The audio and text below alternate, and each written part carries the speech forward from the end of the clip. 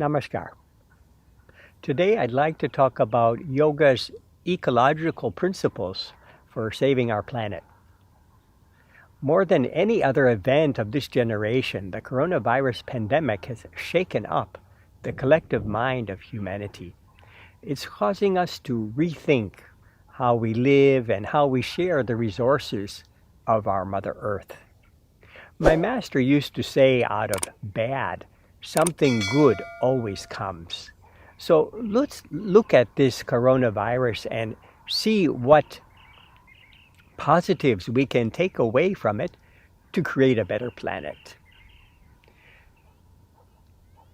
The recent video which I saw revealed to me a hidden truth, and that is that we share this planet with millions of other species who, like us, also call it their Mother Earth.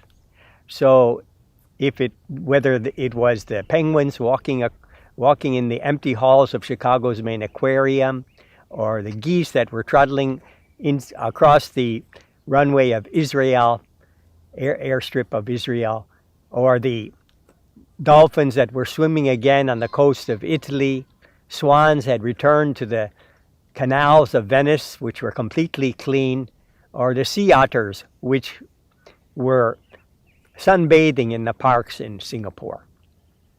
My master used the phrase Neo-Humanism to describe a new social outlook that humanity will have to adopt if we want to strive into this 21st century.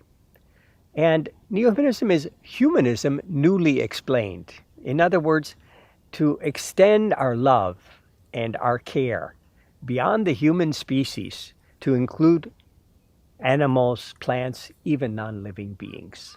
It's almost as if the universe is forcing us to press the reset button if we are to thrive into the 21st century and beyond. In this channel, we have learned the yogic principles of Yama and Niyama, the 10 moral principles. They are helping us to create a base upon which we can develop our spiritual potentialities, our higher potentialities. And 4 of them relate to keeping an ecological balance in the world. So I'd like to go over these points together in this video. And the first one is aparigraha. Aparigraha means non-greediness or non-accumulation. And as we now know more than ever before, the resources of our planet are limited. And so we have to share them and not unnecessarily hoard or take more than I require for my healthy life and my family's life. So it also relates to the carbon footprint, lightening our carbon footprint. If I'm using a plastic bag to carry my groceries from home and then dispose of the plastic bag, I'm actually adding to the mountain of sea garbage. And today it's estimated over 100 million tons of plastic have polluted our oceans, and that kills up to 1 million marine animals every year. So we should be careful to utilize these precious resources, food, fuel, and energy. As Gandhi said, there's room for every man's need, but not for every man's greed. So Neo-Humanism also directs us to a new social outlook which is based on the principle of social equality, that we're all together, and moving together we will solve all of our problems. Instead of the common principle today, which is the principle of selfish pleasure, me first. So it's a matter of shifting our paradigms from selfishness to selflessness.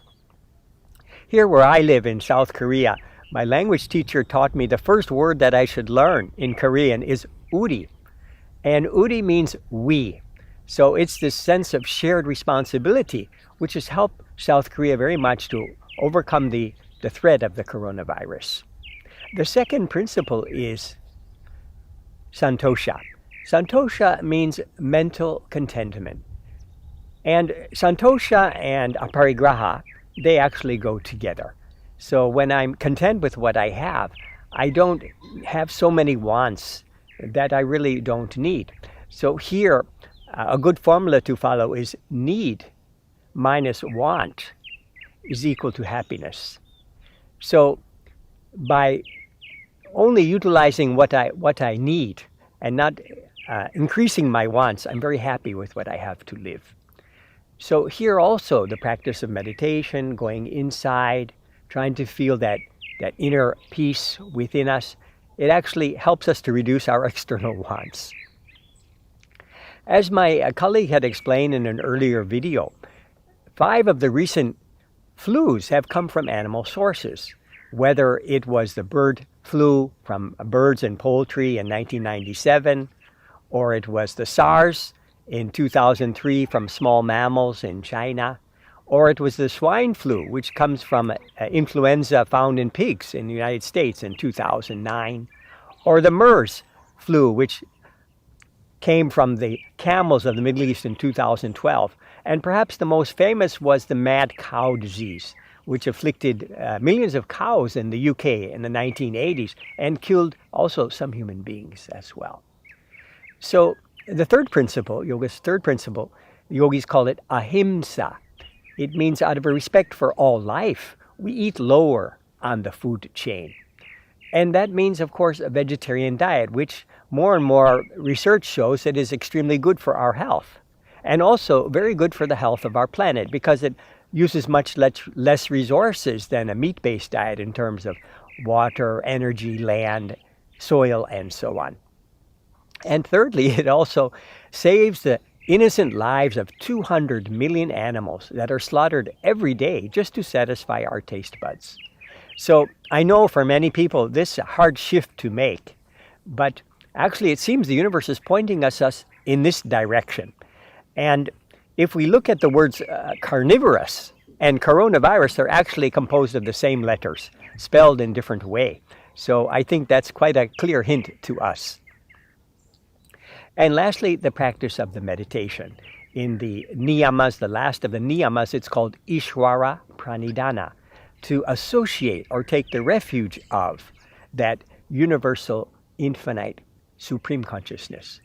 And as we have seen so many places now, it says if you can't go outside, then go inside. So meditation will help us very much to deal with the stress which all of us are facing nowadays with the current situation. And of course, it helps us to get a higher sense of what's going on. And maybe we have to change our thoughts and the way we behave and the way we live so that we can improve the well-being of all beings that we share this planet and our own self.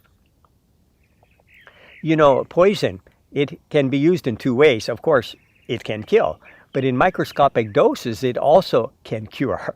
So if we look at the coronavirus as an opportunity to cure many social ills, economic ills that have creeped over our human society in recent generation, it will be a great use of this very challenging time for all of us. My master, when one of the disciples was going to the global conference in Africa many years ago, he asked my master for an advice or an inspiration for the African people. And my master said, tell them we are one family. We are one. And I think this is the central message, that now we are able to spend more time in our small families. And also we are reminded that we're part of a universal family of so many beings that share this planet Earth together. And it's been in this channel, we have learned so many practices like the meditation, the yoga asanas, the vegetarian diet, the intermittent fasting, and all of them together in a balanced lifestyle will help us to face the crisis of today. And also it will generate within us these feelings of love and compassion that we can share with all beings and move together towards a bright and new future. So let's go there, hand in hand, with firm steps and unwavering determination. Nothing can stop us. Thank you. Namaskar.